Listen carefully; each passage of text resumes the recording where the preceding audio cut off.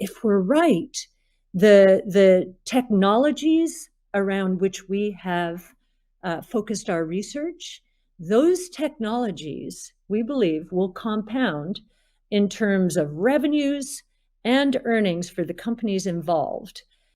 Is this going to happen in the next 3 months?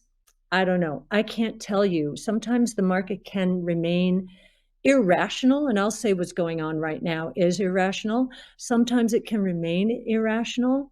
But I do think as we see these earnings reports coming in and the guidance for the first quarter and this fessing up out there into what's really going on with inventories, that we're going to see the turn sooner rather than later. In the crypto markets, we're seeing a correction. They are starting to succumb to what we're seeing in the equity market, which is this strike against technology, growth, innovation. We think that's going to be short-lived.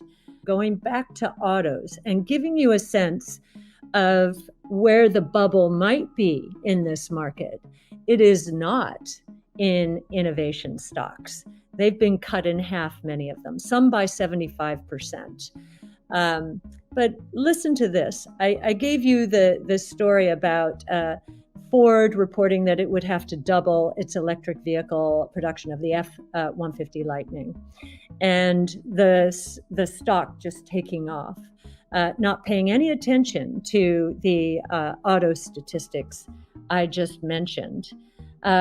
Well, when I think of what could happen in that space, and I see these stocks ramping on sales that mean nothing to these companies in terms of their earnings, shall we say, right now. In fact, they need to invest a lot more in electric to make it happen and to move the needle in these companies. But what if we're right and there is not a 20% increase in sales? Maybe sales are flattish year to year. That would put them at roughly 15 million units. And they'd probably have to start cutting prices if we're right on the used car market and the pricing there, which means they're probably going to be facing some credit issues since they're hugely leveraged to the credit that people take out on their autos.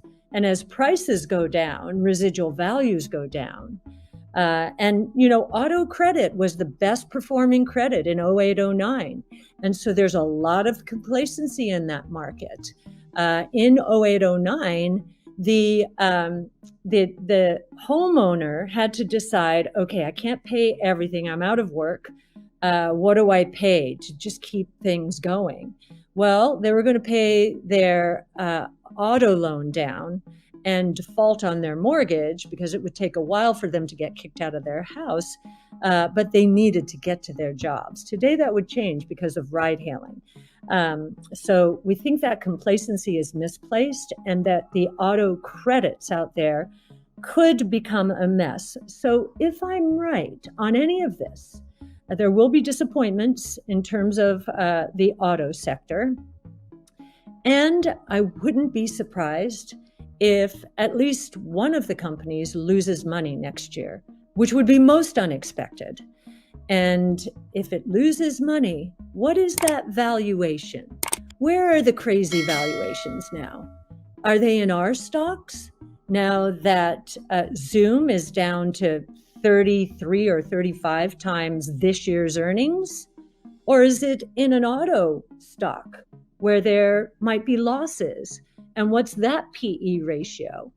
That's infinity. That's where the bubble is. And I think you're going to see a lot more cases in point as this year moves along and the innovation that we see evolving so rapidly. DNA sequencing, transforming healthcare, robotics, solving the labor shortage problem we're having, energy storage, the consumer preference towards electric, artificial intelligence, which is the glue that is helping all of these technologies converge.